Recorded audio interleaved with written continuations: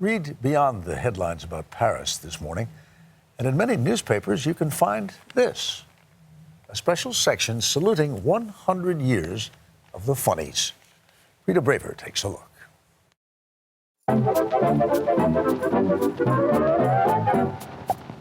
They are names many of us have grown up with. Blondie and Dagwood, her sandwich-making husband. Wow! Popeye taught us to eat our spinach, and this little fellow became synonymous with mischief. To this day, people know Dennis the Menace. I mean, you might have a child and describe him as a Dennis. I think that comics gave people a way to talk about who they are or compare themselves to someone. And one thing that these and hosts of other comic strip characters have in common is that they were brought to us by King Features Syndicate. We have about 65 comic strips right now, and over the years, we've syndicated hundreds of different comic strips. Brendan Burford is now editor of the syndicate, but it was created 1 century ago by the brash and bold newspaper mogul William Randolph Hearst. He was audacious. I mean, he was the original media tycoon. He understood something about connecting to the masses and giving them what they want. Turns out they wanted the funnies, as Hearst figured out when he stole the Yellow Kid from rival publisher Joseph Pulitzer. It was 1896, and the first color Sunday supplement featuring the Kid and other strips sold 375,000 copies of Hearst's New York Journal.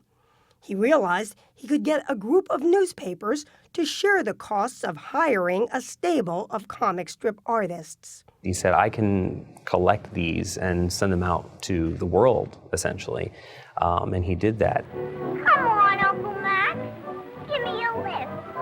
By 1915, Hearst had formed the King Syndicate to distribute comics and other features.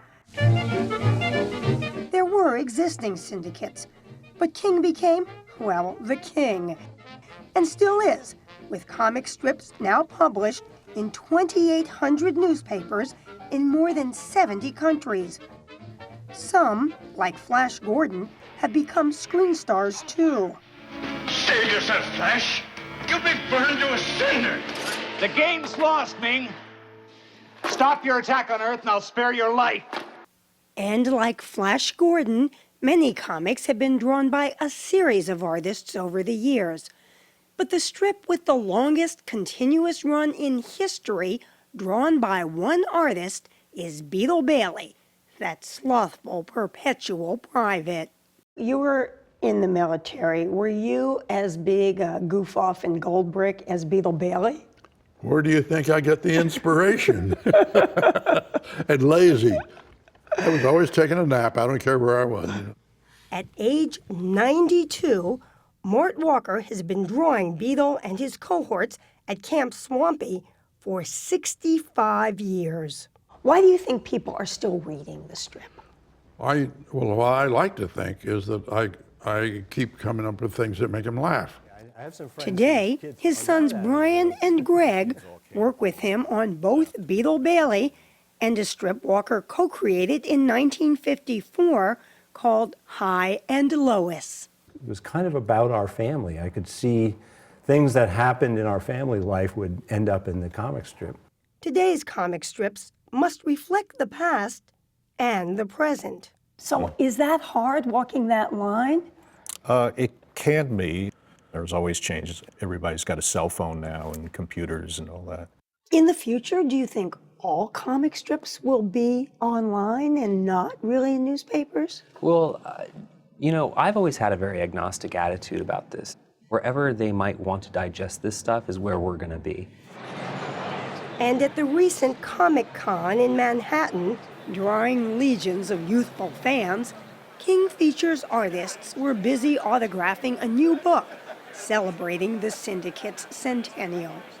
Today, strips like Ray Billingsley's Curtis show how cartoonists and their characters have become more diverse.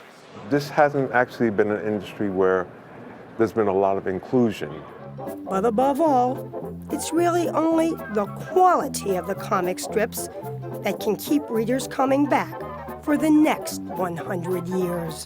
What we have to do is lure them in with good work, good characters, something that is fun to look at.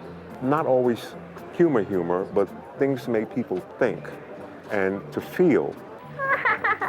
Well, so long, everybody.